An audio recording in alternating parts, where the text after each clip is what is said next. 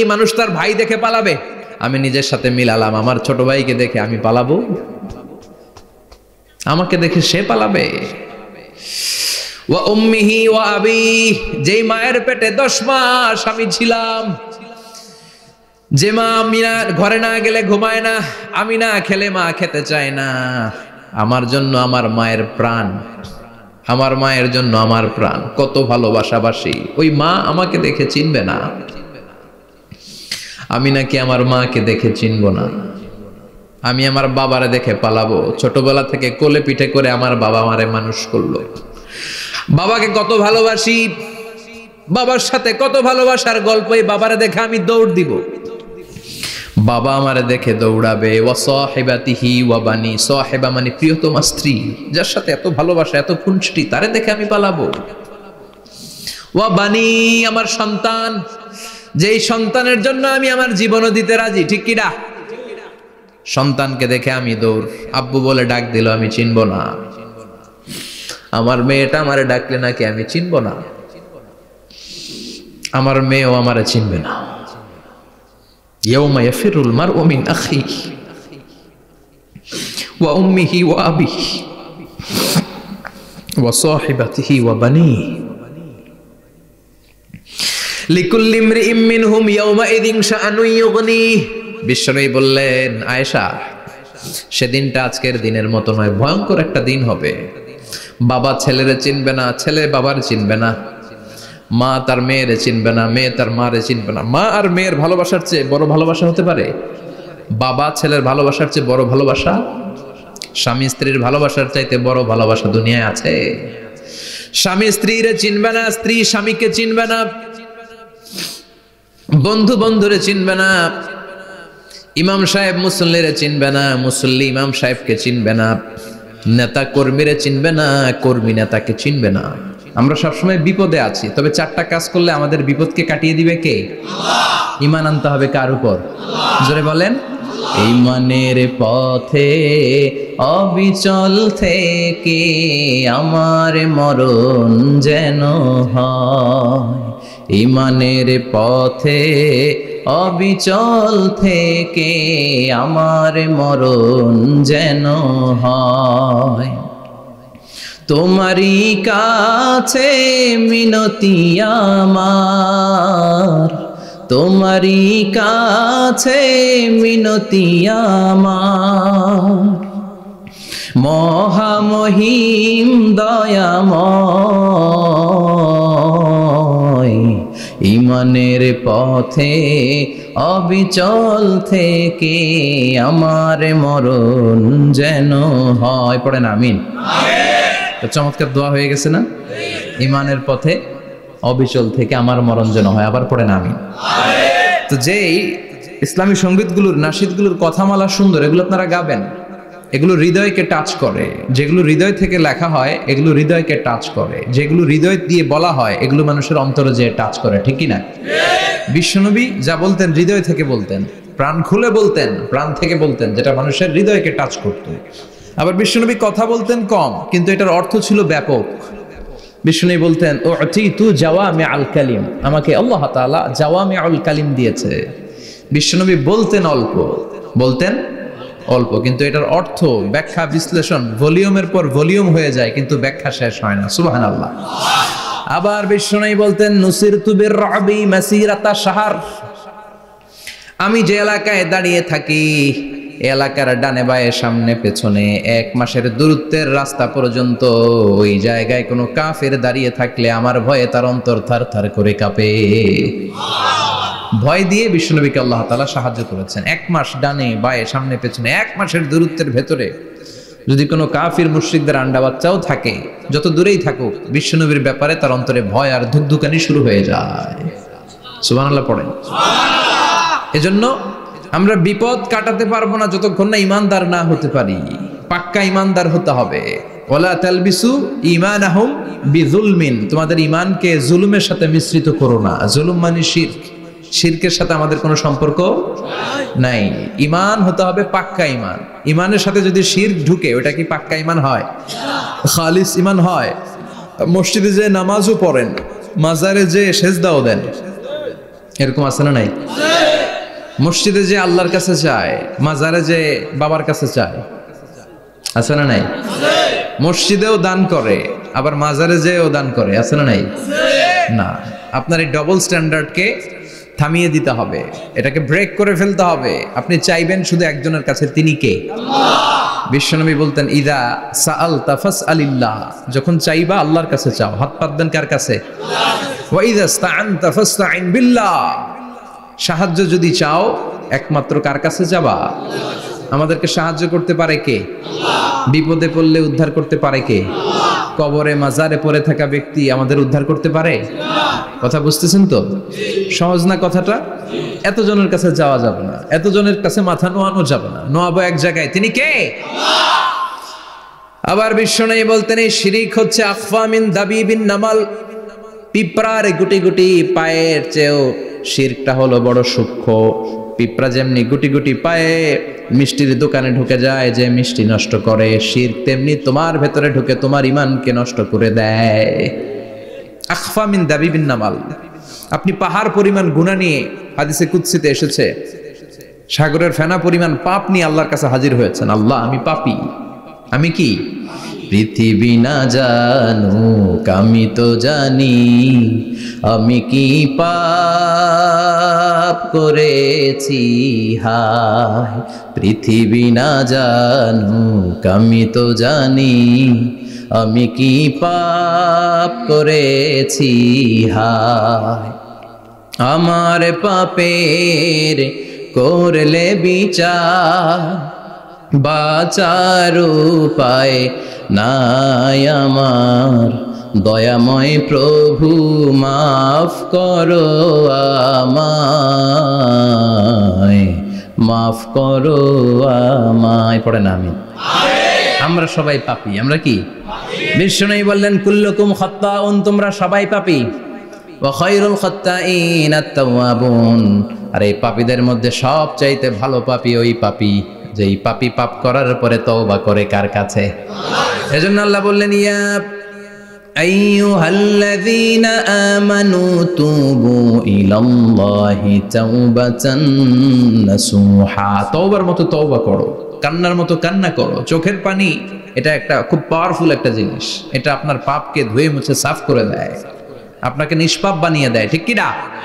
তো এই বিশাল পাপের বোঝা নিয়ে, পাহাড় পরিমাণ গুনাহ নিয়ে কিয়ামতের দিন যদি আল্লাহর কাছে আপনি হাজির হয়ে যান, ওই পাপের মধ্যে যদি শিরকের পাপ না থাকে, মানে কোনো মাজারে যে সেজদা দেন নাই, বাবার কাছে যান নাই, কোনো মাজারে মানত করেন নাই, মাজারে লাল শালু দেন নাই, মোমবাতি দেন নাই, আগরবাতি দেন নাই, মাজারে মুরগি মানত করেন নাই, এই পাপগুলো করেন নাই, অনেক পাপ আপনার আছে, কিন্তু শিরকের পাপ নাই। কোন পাপ নাই? আল্লাহ বললেন, হাজার কোটি পাপ নিয়ে, পাপের বোঝা নিয়ে, পাহাড় পরিমাণ অন্যায় নিয়ে, গুনাহ নিয়ে যদি আমার সামনে আসো, আর এই গুনার মধ্যে যদি শিরকের কোনো গুনাহ না থাকে, তাহলে আমি আল্লাহ পাহাড় পরিমাণ দয়ার ক্ষমা নিয়ে তোমার কাছে হাজির হয়ে যাব। সুবহানাল্লাহ। এজন্য শিরকের সাথে আমাদের কোনো সম্পর্ক নাই। এই শিরক করলে তার মাফ নাই। ইন্নাল্লাহা লা ইয়াগফিরু আন ইউশরাকা বিহি, শিরক করে ফেললে আর মাফ নাই। এটা ভয়ঙ্কর, এটা ক্যান্সারের চেয়ে ভয়ঙ্কর। ক্যান্সারের অ্যানসার আছে, শিরকের কোনো অ্যানসার নাই। লা ইন আশরাকতা লা ইয়াহবাতান্না আমালুক, যদি তুমি শিরক করো, তোমার রোজা, নামাজ, হজ, যাকাত, জিকির গুলারে বাতিল করে দিবে কে? এজন্য শিরকের সাথে আমাদের সম্পর্ক আছে। এত ওয়াজ আমরা করি, তারপরে অনেক জায়গায় ছবিতে দেখি যে মহিলারা যে মাজারে সিজদায় পড়ে থাকে। এজন্য এটা ছড়ায় দিবেন, এই মাহফিলের কথাগুলো এই যে রেকর্ড হচ্ছে, এগুলো ছড়ায় দিবেন। গণসচেতনতার দরকার আছে। এই যত আমরা ট্রাই করে যাব, একটা সময় দেখবেন আমাদের এই সকলের একসাথে প্রচেষ্টার ফলে এই শিরক নামক ভাইরাস বাংলাদেশ থেকে আমরা বিদায় করে দিতে পারবো। চিল্লা এখন, ঠিক কিনা? এজন্য আমরা বিপদে আছি, তবে ইমানদার, শিরক ব্যতি রেখে খালেস ইমানের যদি অধিকারী হয়, আমাদেরকে বাঁচিয়ে দিবে কে? দুই নম্বরে ওয়া আমিলুস সলিহাত, কি বলছে মনে আছে তো? ইমান, ইমান আনলে বেঁচে গেলাম। আরেকটা কি? আমিলুস সলিহাত, নেক কাজ, ভালো কাজ। ভালো কাজ শুধু জিকির করার, নামাজ পড়া নাকি? না। আপনি কাউকে পরামর্শ দিলে এটাও ভালো কাজ। ঋণ দিবেন, ঋণ দিলে আপনার মর্যাদা বাড়ায় দিবে কে? অভুক্তকে খাওয়াবেন, বিপদে পড়লে সাহায্যের হাত বাড়িয়ে দিবেন। রাস্তায় দাঁড়িয়ে আছেন, একজন পথ চেনে না, পথ দেখিয়ে দিবেন, এটা অনেক সওয়াব। সূরা ফাতিহা একজনরে পড়ায় দেন, ওই লোক সারা জীবন সূরা ফাতিহা যতবার পড়বে তার একটা পার্সেন্টেজ সওয়াব আপনার আমলনামায় দিবে কে? আল্লাহ। তারপরে মানুষকে টাকা দিয়ে সাহায্য করবেন, অসুস্থ হয়ে গেলে রক্তের প্রয়োজন হলে গায়ের রক্ত দিয়ে সাহায্য করবেন, কবুল করবে কে? আল্লাহ। রক্ত দেয়া অনেক বড় ইবাদত, জানেন এটা? মুমূর্ষু ব্যক্তিকে যদি রক্ত দেন, আপনার এই রক্তের কারণে যদি কারো প্রাণ বেঁচে যায়, তাহলে আপনি কেমন যেন গোটা বিশ্বের সব মানুষের প্রাণ বাঁচিয়ে দিলেন। একজনকে বাঁচানো মানে সবাইকে বাঁচানো, একজনকে মারা মানে সবাইকে মারা। এজন্য বিশ্বনবী বললেন, আল ইনসান বুনিয়ানুম মারসুস, সব মানুষগুলো হলো আল্লাহর পক্ষ থেকে সীসা ঢালাই করা প্রাচীর। একজনকে নষ্ট করা মানে প্রাচীরটাকে ভেঙে দেয়া, ঠিক কিনা? তাহলে ঈমান আনতে হবে কার উপর? আর আল্লাহর সন্তুষ্টির জন্য সৎ কর্ম করতে হবে। তারপরে একে অপরকে ভালো কাজের জন্য পরামর্শ দেওয়ার দরকার আছে না নাই? হক আর সবর, আমরা হকের পক্ষে থাকবো, রাজি আছেন তো? আর আমরা সব সময় ধৈর্যশীল থাকবো, রাজি আছেন? ইন্নামা সাবর ইনদা সাদামাতিল উলা, বিপদের প্রথম ধাক্কায় ধৈর্যটা ধারণ করতে হবে। অনেকে বিপদ আসলে পেরেশান হয়ে যায়, চিল্লা ফাল্লা শুরু করে দেয়, কান্না শুরু করে দেয়, বিলাপ করে। বেশিরভাগ মহিলারা এটা করে, ঠিক কিনা?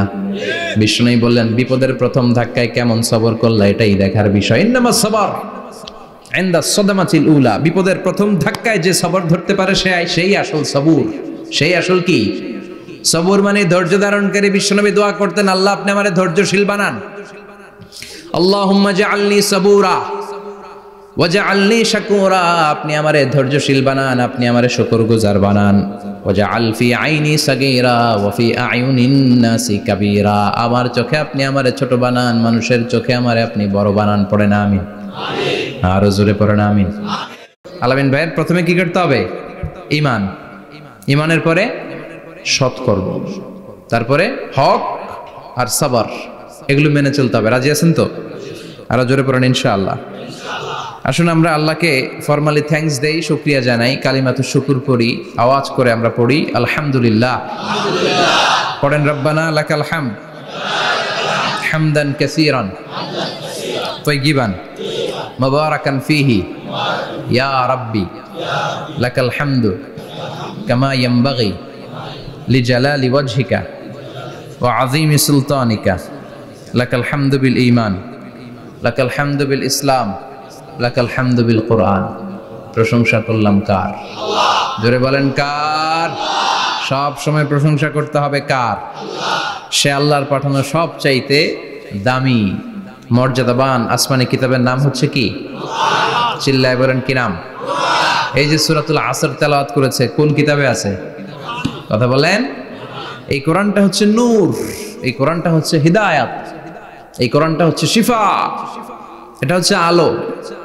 এই কোরআন থেকে আলো নিয়ে নিজেদেরকে আলোকিত করতে হবে। কি করতে হবে? আলো। আলোর দরকার আছে না নাই? আলো ছাড়া কিছু দেখা যায়? এজন্য কোরআনকে আলো বানিয়ে পাঠালো কে? রব্বুল আলামিন বলেন, কিতাবুন আনজালনাহু ইলাইকা লিতুখরিজান নাসা মিনাল যুলুমাতি ইলান নূর। ও নবী, একটা কিতাব পাঠালাম, যেই কিতাব অন্ধকার থেকে আপনাদেরকে আলোর দিকে নিয়ে যাবে। কোন দিকে নিবে? জোরে বলেন।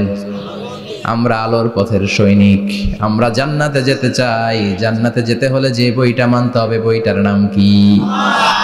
তাহলে কিতাবে আল্লাহ আলো দিলেন, আবার হেদায়েত দিলেন। আল্লাহ বললেন, যালিকাল কিতাবু লা রাইবা ফীহি হুদাল লিল মুত্তাকিন। হুদাল লিল মুত্তাকিন, a guide book to those who are muttaqin। তাহলে গাইড বুক পেলাম, আলো পেলাম, আবার এটার ভিতরে শেফা আছে। কি আছে? শেফা মানে সুস্থতা, শেফা মানে রেমেডি, শেফা মানে রিকভারি। আপনি অসুস্থ হলে সুস্থ করে কে? কোরআন পরে যদি ফু দেন, সুস্থ বানায় দিবে কে? নাকি তাবিজের ভেতরে ঢুকায় ঝুলাইবেন? ঝুলানো যাবে?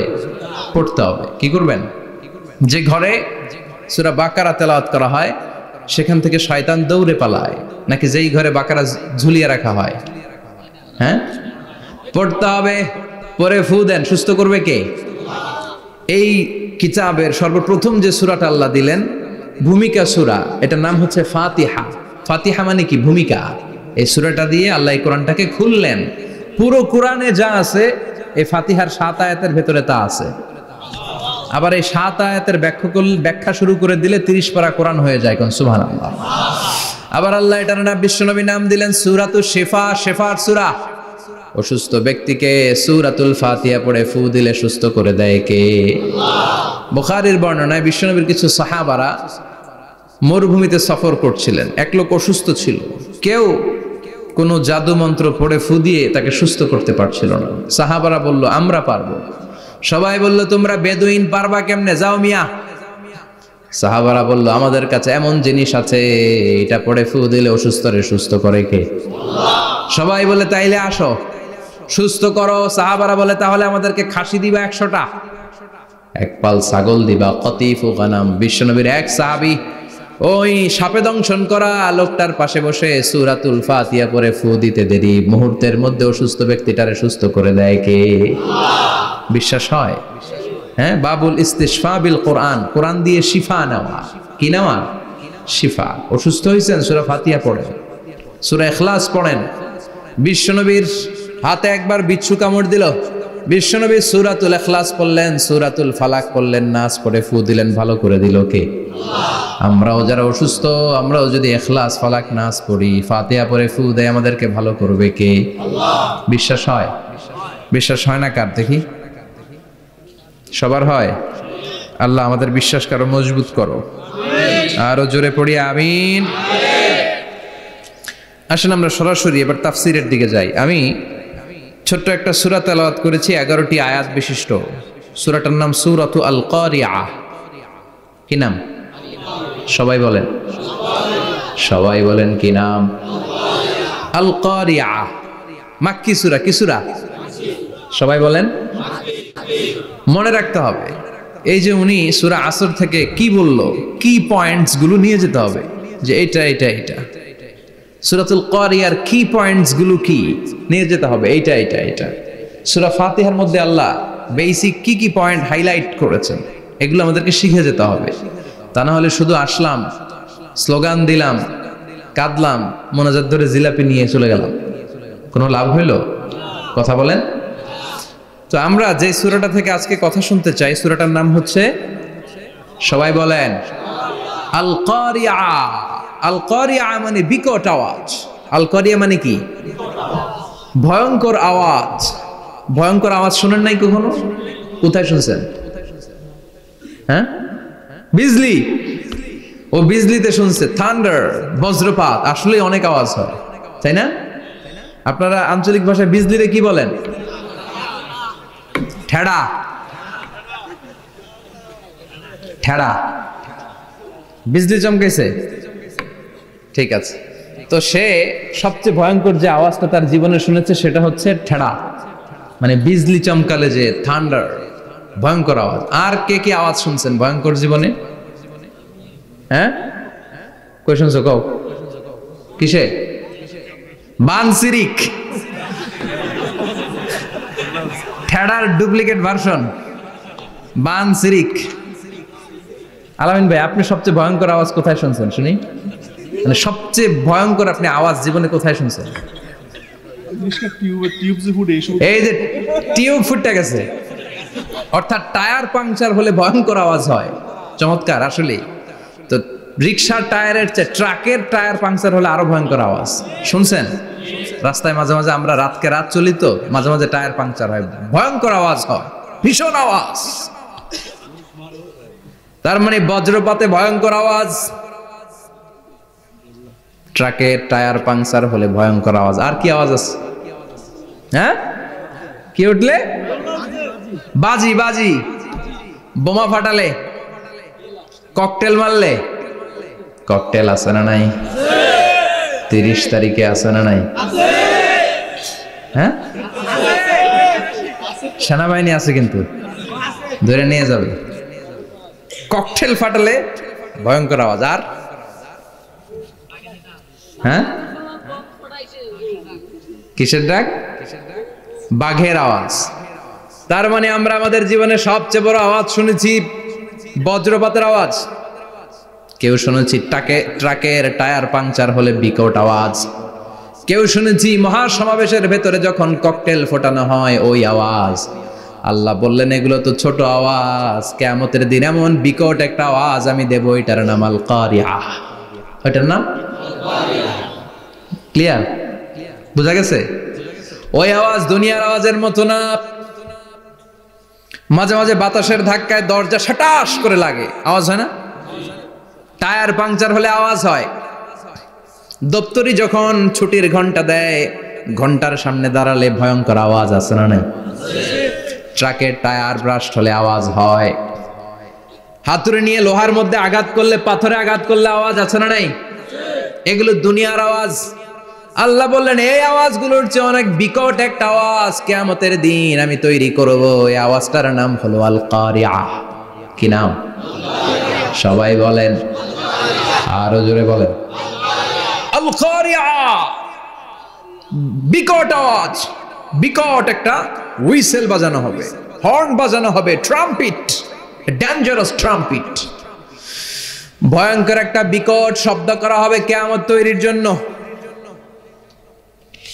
ওই শব্দটা বাজানোর জন্য রব্বুল আলামিন একজন ফেরেশতা বানিয়েছেন, নাম হলো ইসরাফিল। নাম কি? ইসরাফিল। ওই ফেরেশতার পা হচ্ছে জমিনের নিচে, মাথা হলো আকাশের উপরে। ওই কিয়ামতের দিন ইদা নুফিখা ফিস সূরি নাফখা ওয়াহিদা, যখন ওই সিংহার মধ্যে ফুৎকার দেয়া হবে, আল কারিআহ, বিকট আওয়াজটা হবে। এই ফেরেশতার নাম হচ্ছে মালাকুস সূর, সিংহার ফেরেশতা। এই ফেরেশতার নাম ইসরাফিল। ফেরেশতার নাম সবাই বলেন। এই বিশাল ফেরেশতাকে তিনটা হুইসেল দেওয়ার জন্য আল্লাহ বানিয়েছেন। কয়টা? সবাই বলেন। তার ডিউটি হচ্ছে তিনটা হুইসেল দিবে, হর্ন বাজাবে তিনটা। গাড়িতে সামনে জ্যাম হয়ে গেলে ড্রাইভাররা কি করে? হর্ন দেয়। সে একটা হর্ন দিবে, একটা হুইসেল দিবে, একটা ড্রাম বিট বাজাবে। ওইটাকে আরবিতে বলে সুর। ইদা নুফিখা ফিস সূরি নাফখাতান ওয়াহিদা, যখন তিনি প্রথম হুইসেলটা বাজাবেন, রব্বুল আলামিন ওনারে বানালেন তিনটা হুইসেল দেওয়ার জন্য বিশাল আকৃতির ফেরেশতা। এই ফেরেশতাকে সৃষ্টি করার পর থেকে দুই ঠোঁটের মাঝখানে হুইসেলটা নিয়ে ফেরেশতা আল্লাহর আরশের দিকে তাকিয়ে আছে। He is just waiting for the green signal. আল্লাহর অর্ডার কখন আসবে, আসলেই একটা ফু দিবে। সুবহানাল্লাহ কইবেন না? এই ফুটা দেওয়ার জন্য সে এখনো, ঠিক যে মুহূর্তে আমরা এখন তাফসীর শুনছি সেই মুহূর্তে ইসরাফিল কি করতেছে? দুই ঠোঁটের মাঝখানে ওই হুইসেলটাকে রেখে জাস্ট অবজার্ভিং দ্য আরশ, আরশের দিকে তাকিয়ে আছে। যখন আল্লাহ বলবে শুরু করো, প্রসিড, মুহূর্তের মধ্যে হুইসেল বাজাবে। আর ওই হুইসেলের আওয়াজটাকে আরবিতে বলে আল কারিআহ। কি বলে? বুঝতে পারছেন এবার? সহজ হয়ে গেছে না? নরম হয়ে আসতেছে না সূরাটা? আল কারিআহ তার মানে বিকট আওয়াজ, বিকট হর্ন বাজানো হবে, ট্রাম্পিট দেয়া হবে, বিকট হুইসেল দেয়া হবে। এই আওয়াজটা দুনিয়ার দপ্তরির ঘন্টা বাজানোর আওয়াজের মতো না। এই আওয়াজটা ট্রাকের টায়ার পাংচার হলে যে আওয়াজ ওইটার মতো না। বৃষ্টির সময় বজ্রপাতের যে আওয়াজ ওইটার মতো না। ওই আওয়াজটা পৃথিবীর বুকে সবচাইতে ভয়ঙ্করতম আওয়াজ। ঠিক কি না? ভয়ঙ্কর একটা আওয়াজ হবে, বজ্রনিনাদ, মহাপ্রলয়ের আওয়াজ। ওই একটা আওয়াজে সব লন্ডভন্ড হয়ে যাবে, একটা আওয়াজে সব লন্ডভন্ড হয়ে যাবে। এজন্য ওই আওয়াজটাকে ডেডিকেট করে আল্লাহ কোরআনে একটা সূরা দিয়েছেন। সূরাটার নাম, কথা কয় না, কি নাম? আল কারিআহ। আল কারিআহ মানুষের দৃষ্টি আকর্ষণের জন্য আল্লাহ এই শব্দটাকে সূরার প্রারম্ভে 3 বার বললেন। কয়বার? গুরুত্বপূর্ণ কথা কয়বার বলতে হয়? বিশ্বনবী কোন কথায় যখন এমফাসাইজ করতেন, গুরুত্ব দিতেন, তিনি কয়বার বলতেন? এই সূরাটা নাজিল হয়েছে মক্কায়। মক্কার কাফির মুশরিকরা যেন ওই কিয়ামতের ভয়ঙ্কর দৃশ্যটা বুঝতে পারে, এজন্য আল্লাহ 3 বার বললেন আল কারিআহ, তারপরে মাল কারিআহ, তারপরে ওয়ামা আদরাকা মাল। সবাই বলেন, প্রথমে বললেন আল, তারপরে মাল, ওয়ামা আদরাকা মাল। 3 বার বললে মানুষ 3 বার তাকাবে না। আল কারিআহ, মাল কারিআহ, আবার তাকাইছে, ওয়ামা আদরাকা মাল কারিআহ। 3 বার বলে তাদের অ্যাটেনশনকে গ্রো করা হচ্ছে, কারণ সামনে আরো জরুরি কথা আছে। সুবহানাল্লাহ বলেন। ওই দিনটা বড্ড ভয়ঙ্কর দিন, কিয়ামতের দিন। কিসের দিন? এই ছোট্ট 11টা আয়াত বিশিষ্ট সূরার মধ্যে আল্লাহ কিয়ামতের নকশা এঁকে দিয়েছেন। কি এঁকেছেন? কিয়ামতের প্রামাণ্য ধারাবাহিক বর্ণনা আল্লাহ তুলে ধরেছেন এই সূরার ভেতরে। আল্লাহু আকবার। আল্লাহ বললেন আল কারিআতু মাল কারিআতু ওয়া মা আদরাকা মাল কারিআ। ও নবী, আপনি জানেন না কি আল কারিআ মানে কি? ভয়ঙ্কর আওয়াজ, বজ্রনিনাদ। ওই ইসরাফিল 3টা ফুৎকার দিবে। চিৎকার করে বলেন কয়টা? প্রথম ফুৎকারের নাম নাফখাতুল ফাজা, বিকট এক ফুৎকার। ওই ফুৎকার দেওয়ার সাথে পুরো পৃথিবীটা লন্ডভন্ড হয়ে যাবে।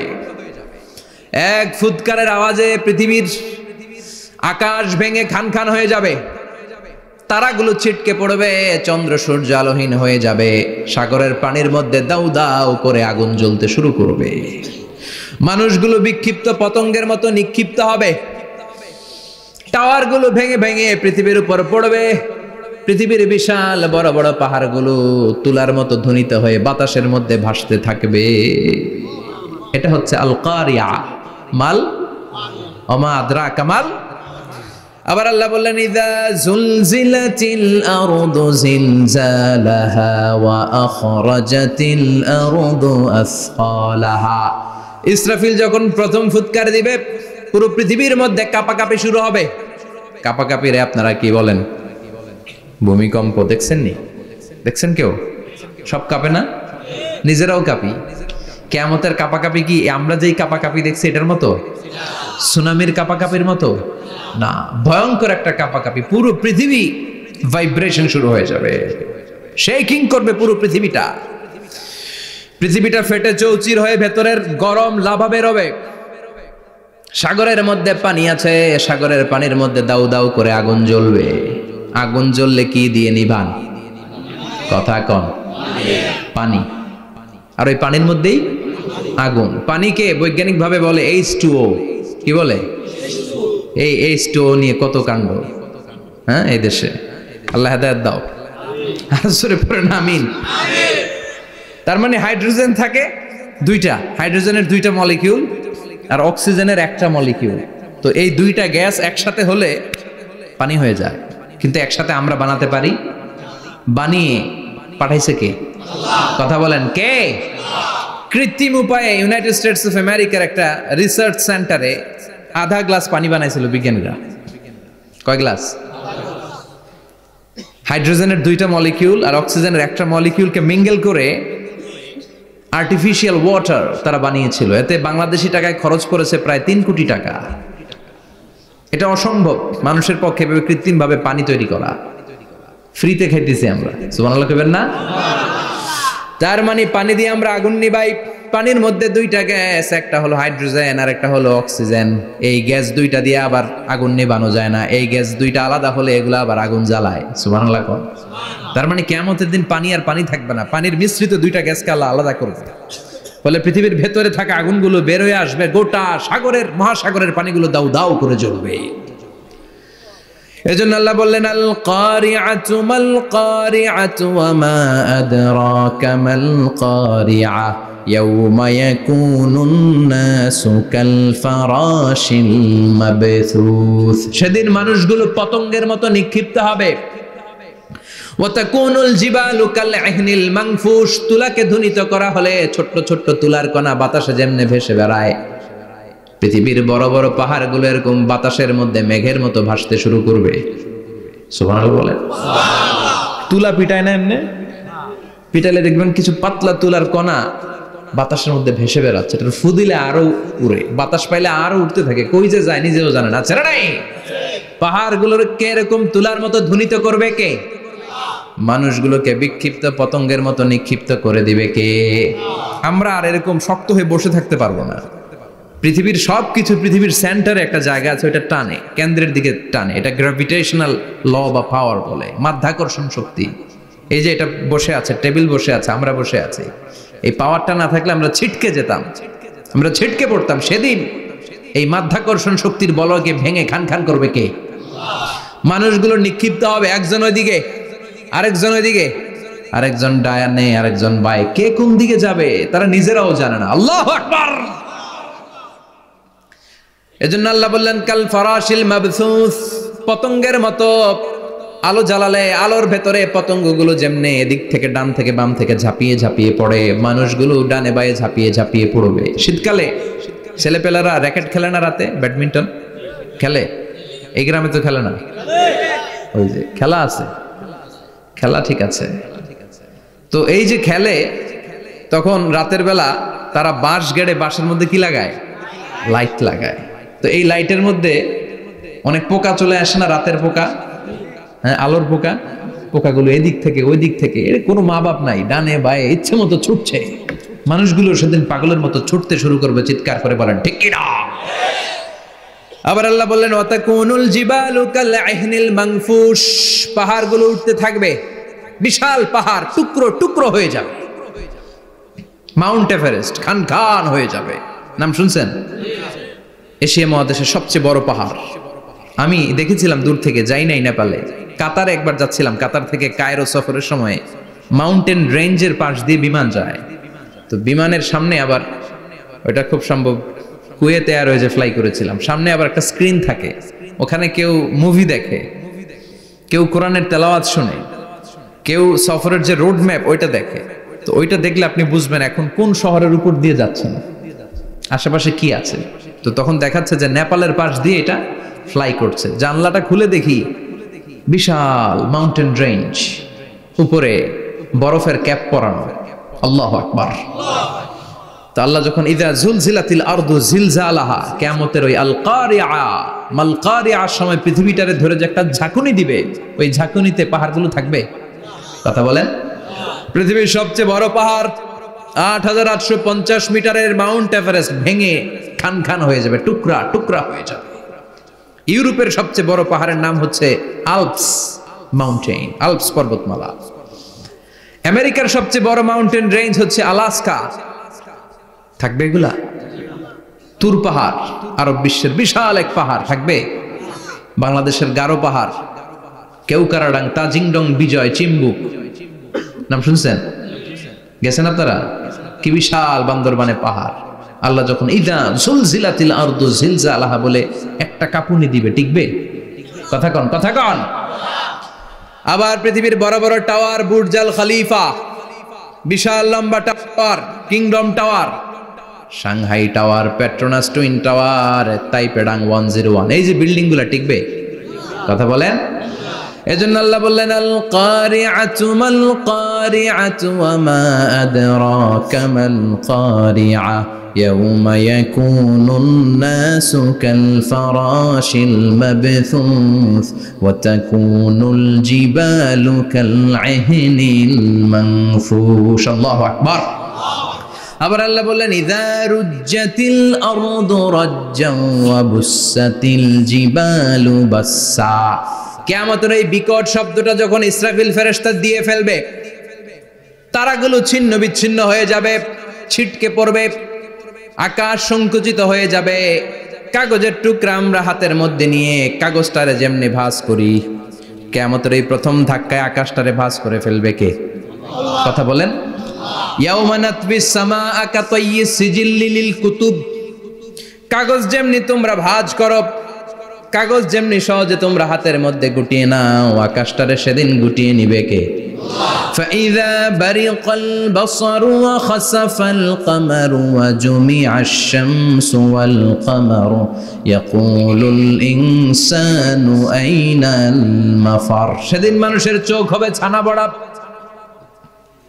চন্দ্র সূর্যে কোনো আলো নাই, দিক বিদিক পেরেশানের মতো মানুষ দৌড় দিবে, আর সবার মুখে একটাই চিৎকার, আইনাল মাফার, ওয়্যার দ্য ওয়ে আউট, জামু কই? সব জায়গায় একই অবস্থা। কথা কন। কিয়ামতের ঝাঁকুনি যখন হবে শুধু বাংলাদেশে হবে, ইন্ডিয়ায় হবে না, হবে সৌদি আরবে হবে না, কাতারে হবে না, আমেরিকায় হবে না, গোটা বিশ্বটারে একবারে ঝাঁকুনি দিবে কে? আবার আল্লাহ বললেন ইয়াউমা তারাউনাহা তাযহালু কুল্লু মুরদিআতিন আম্মা আরদাআত। কিয়ামতের বিভীষিকাময় পরিস্থিতি দেখে দুধের বাচ্চাকে রেখে বাচ্চার মা দিবে একটা দৌড়। দুধের বাচ্চারে রেখে মা কোনোদিন দৌড় দেয় নাকি? দুগ্ধপোষ্য বাচ্চা, দুধ খাওয়ায়, এই দুধের বাচ্চাটারে মা খুব যত্ন করে রাখে না? কথা বলেন। কিয়ামতের এই বিভীষিকাময় পরিস্থিতি দেখে মা দুধের বাচ্চাকে রেখে দিয়ে দিবে দৌড়। গর্ভবতী মা মুহূর্তের মধ্যে ডেলিভারি হয়ে যাবে। বিকট আল কারিয়া মাল কারিয়া যখন শুরু হয়ে যাবে, 3 মাসের 4 মাসের অপরিণত অপরিপক্ক বাচ্চা মুহূর্তের মধ্যে ডেলিভারি হয়ে যাবে। এই এলাকায় বাচ্চা ডেলিভারি হয় কয় মাসে? 8 মাস, 9 মাস কিংবা 10 মাস। কিন্তু কিয়ামতের এই বিভীষিকাময় পরিস্থিতি আর আওয়াজটা তো ভয়ঙ্কর হবে। 3 মাসের ছোট্ট ভ্রূণ, গোশতের টুকরা, আলাক, রক্তপিণ্ড আর গোশত মিশ্রিত হয়ে ছোট্ট একটা টুকরা, অপরিণত বাচ্চা, অপরিপক্ক বাচ্চা মুহূর্তের মধ্যে খালাস হয়ে যাবে। মানুষগুলো পাগলের মতো এমন ভাবে একটা দৌড় দিবে, কেউ কাউরে চিনবে না। ওই দিনটার নাম হলো আল কারিয়া। সবাই পড়েন আল মাল ওয়ামা আদরাকা মাল কারিয়া। ভয়ঙ্কর সেদিন, ভয়ঙ্কর সেই বজ্রনিনাদ, ভয়ঙ্কর সেই আওয়াজ। মানুষগুলো পাগল হয়ে যাবে, দিক বিদিক ছুটতে শুরু করবে। পৃথিবীর সব সিস্টেম ওলট পালট হয়ে যাবে। স্যাটেলাইট চ্যানেল আর চলবে না। চলবে? টেলিফোন করলে কল যাবে? আমেরিকায় আপনার বড় ভাই থাকে, ডায়াল করছেন, রিং যাবে? স্যাটেলাইট থাকলে না রিং যাবে? এই যে আমরা কল করি, আমরা যে কল করি কিভাবে করি? ডায়াল করলে স্যাটেলাইটে যে নক করে, তারপর আপনার কাঙ্ক্ষিত নাম্বারে যে কয়েক সেকেন্ড পরে আবার নক করে, এরপর সে রিসিভ করলে আবার স্যাটেলাইট হয়ে আপনার কাছে আসে। তো এটা সেদিন থাকবে না। স্যাটেলাইট গুলো একটার সাথে আরেকটা লেগে দুমড়ে মুচড়ে সব শেষ। বড় বড় টাওয়ার গুলো আবাসিক এলাকার উপর পড়বে, গাছপালা ভেঙে খান খান, পাহাড় গুলো তুলা ধুনা হয়ে যাবে। কেউ থাকবে ওই সময় টয়লেটে, থাকবে না? কেউ থাকবে ঘুমের মধ্যে, কেউ থাকবে বাজারে, কেউ থাকবে অফিসে, কেউ থাকবে রান্নাঘরে, কেউ থাকবে রাস্তায়, কেউ থাকবে নাচানাচির মধ্যে। চিল্লা এখন ঠিক কিনা? যে যে অবস্থায় থাকুক না কেন পাগল হয়ে যাবে, পাগল, অস্থির। ওমা হুম বিসুকারা ওয়ালাকিন আযাবাল্লাহি শাদীদ। মানুষগুলোরে মাতালের মতো দেখা যাবে, আসলে একটাও মাতাল না। আল্লাহর আযাবের ভয়ে সব অস্থির হয়ে যাবে। আল্লাহু আকবার। এজন্য আল্লাহ বললেন, ইসরাফিলকে 3টা ফুৎকার দেওয়ার জন্য আমি তৈরি করেছি। প্রথম ফুৎকার যখন সে সিংহার মধ্যে হাঁকিয়ে দিবে, তখন এই অবস্থা হয়ে যাবে। এবার দ্বিতীয় সিংহায় ফুৎকার দেওয়ার জন্য আল্লাহ অর্ডার করবে। ইসরাফিল তার বিশাল হুইসেলটা নিয়ে সাথে সাথে দ্বিতীয় ফুৎকারটাও দিয়ে দিবে। দ্বিতীয় ফুৎকার দেওয়ার সাথে সাথে, এই ফুৎকারটাকে আরবিতে বলে নাফখাতুস সাঈক, সব মরে যাবে। সব কি হবে? মরবেন না আপনারা? আজীবন থাকবেন? একদিন মাটির ভেতরে হবে ঘর রে মন আমার, কেন বাঁধো দালান ঘর, প্রাণ পাখি উড়ে যাবে পিঞ্জর ছেড়ে,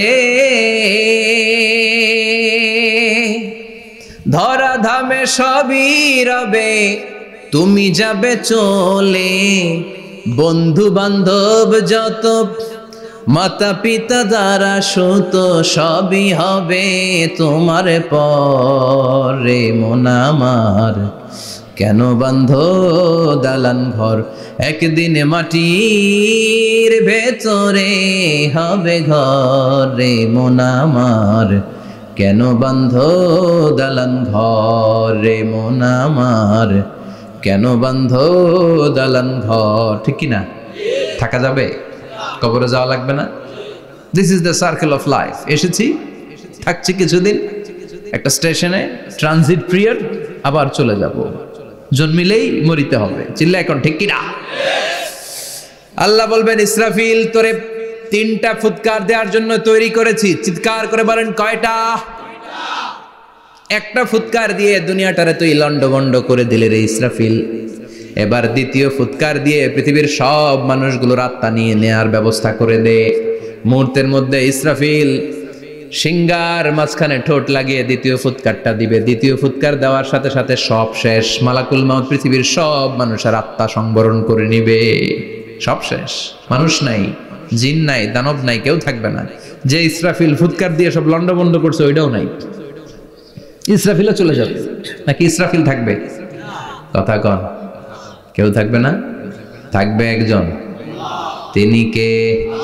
কুল্লু মান আলাইহা ফানি ওয়া ইয়াবকা ওয়াজহু রাব্বিকা যুল জালালি ওয়াল ইকরাম ফাবিআইয়ি আলাই রাব্বিকুমা তুকাযযিবান। এই বিশ্বে যা দেখা যায় সব হয়ে যাবে ফান, নিঃশেষ, কিছু থাকবে না, সব মরে যাবে। থাকবে শুধু একজন সত্তা, চিৎকার করে বলেন তিনি কে? আল্লাহ। দ্বিতীয় ফুৎকারের পরে সব মানুষ শেষ, প্রাণী শেষ, কোনো প্রাণের অস্তিত্ব আর নাই। আল্লাহ বলবেন জিন জাতিও মেরে ফেল। মালাকুল মাউত জিন জাতির আত্মা নিয়ে যাবে। আমাদের যেমনি আল্লাহ রুহ কবজ করে, জিনদেরও কিন্তু মালাকুল মাউতের মাধ্যমে রুহ কবজ করা হয়, জানেন? ওমা খলাকতুল জিন্না ওয়াল ইনসা ইল্লা লিয়াবুদুন। এই দুইটা জাতিকে আল্লাহ তাআলা ইবাদতের জন্য তৈরি করেছে। কবরে যে আযাব হয় এই দুইটা জাতি শুধু দেখে না, বাকি সব প্রাণী দেখে। কবরে যে পাখিগুলো বসে, পাখি কিন্তু দেখে নিচে কি হয়, হোয়াটস হ্যাপেনিং ইনসাইড, সব সে দেখে। গরু ছাগল আমরা কবরস্থানের পাশে বেঁধে রাখি, সব দেখে। গায়রাস সাকালাইন, শুধু মানুষ আর জিন ছাড়া, ঠিক কি না? এজন্য মাঝে মাঝে দেখবেন কবরস্থান থেকে গরুর রশি ছিঁড়ে গরু দেয় দৌড়, ছাগল দেয় দৌড়, দেয় না? কারণ সে সব দেখে। জিনদের রূহ কবজ করা হবে, তাদের জন্য এই শরিয়ত আছে। জিনদেরও কোরআন তেলাওয়াত করতে হয়, ওদেরও সালাত পড়তে হয়, ওরাও সিয়াম করে, ওরাও হজের সময় হজ করে, কিন্তু আমরা দেখি না। দেখি? এটা একটা অদৃশ্য জাতি, এটা দেখা যায়। জিসমুন নারিয়ুন ইয়াতাশাক্কালু বিআশকালিন মুখতালিফা। এটা আগুনের তৈরি একটা সৃষ্টি, যেটা যখন যে রূপ ধরতে চায় ওই রূপ ধরতে পারে। জিনের কথা শুনছেন কেউ? শুনছেন আপনি? কোথায়? কোরআনে শুনছেন না? জিন আমাদের সাথে কথা কইছে, ওটা শুনছেন নি কান দিয়ে?